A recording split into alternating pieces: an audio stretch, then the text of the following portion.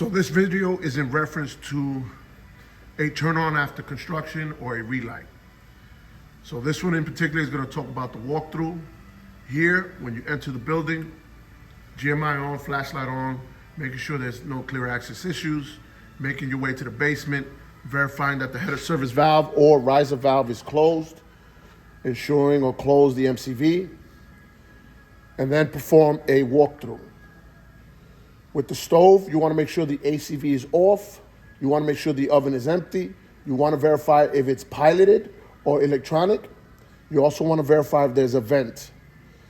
Here, in a situation, if there is no vent, you also want to verify what the ambient CO reading is. In reality, if everything's off, it should be 0.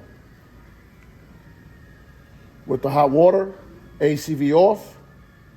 Your thermostat, you're going to mark the customer setting and turn it down to vacation mode. Your pilot knob, you're going to turn off.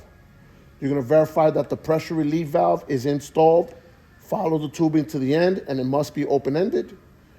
Verifying that there's water in the tank by going to the nearest sink, opening the hot, close it, opening the cold, close it. You also want to make sure the flue baffle is installed evenly to the body of the machine, and the flue to the chimney, no more than 2 bends with a slight pitch up.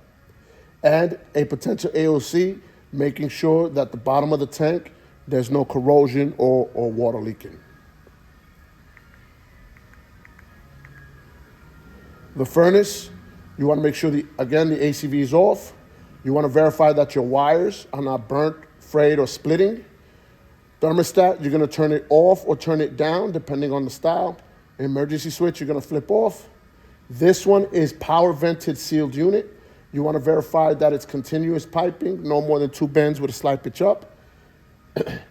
If this were draft induced, you would end up seeing a flue baffle or a hood here where the fresh air would be allowed to go in.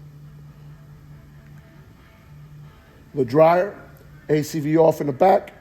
Open it, ensure that it's empty. If it is, verify your duct is up and out by itself. It cannot be connected to the same chimney as the heat and the hot water.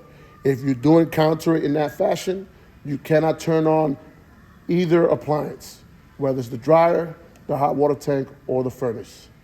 And keep in mind any non-compliant fittings, bushings, close nipples, copper tubing, brass couplings, flex hoses connected in series, flex hose going through the wall, flex hose acting as hard pipe, galvanized pipe on new installation, as well as 3-way T's on the high side with a plug in it, all considered non-compliant fittings.